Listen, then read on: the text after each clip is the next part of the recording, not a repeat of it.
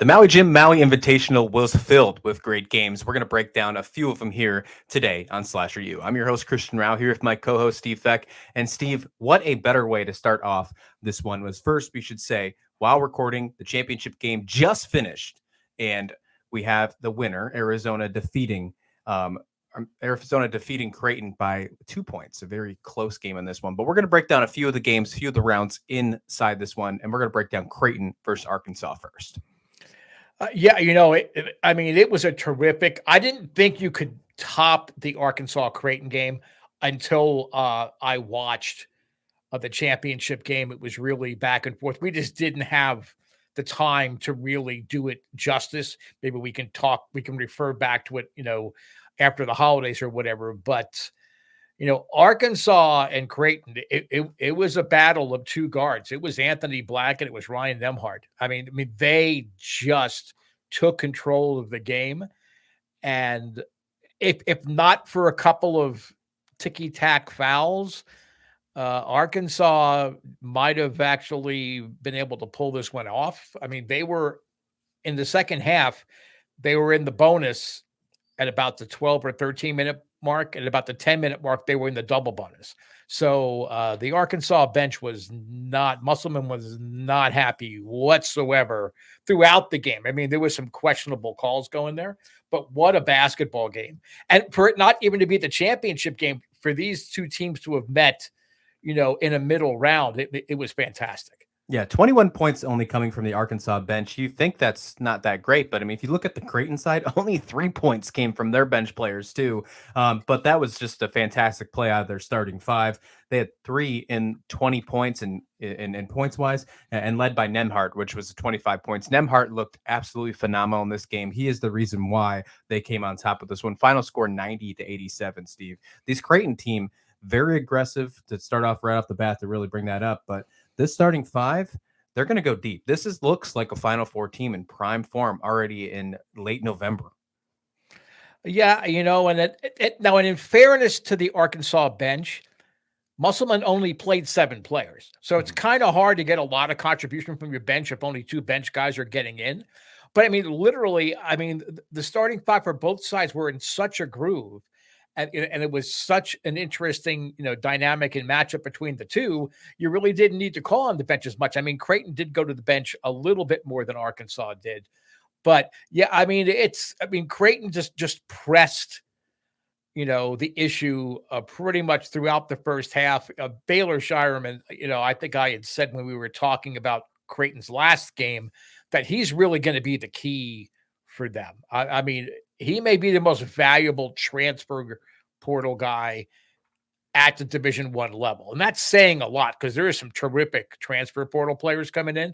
But as far as direct impact on his team, he was amazing.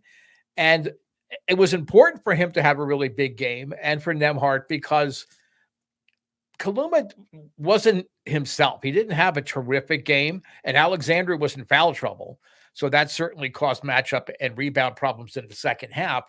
But again, the Blue Jays, they have what it takes. And I think they're being overlooked because I think a lot of folks think the Big East is in a rebuilding mode, and not with Creighton, but as a whole, as a conference, I think they're looking at it as a rebuilding mode. Sure. And then when you've got Georgetown losing to American University and things like that, you got to think the competition within the conference maybe might not be all that that's cracked up to be. But not to take anything away from Arkansas, Creighton just beat them. Sometimes you just have to say, you know what, this team on this night was just better than us. Yeah. But Arkansas is showing the SEC that you better not sleep on us.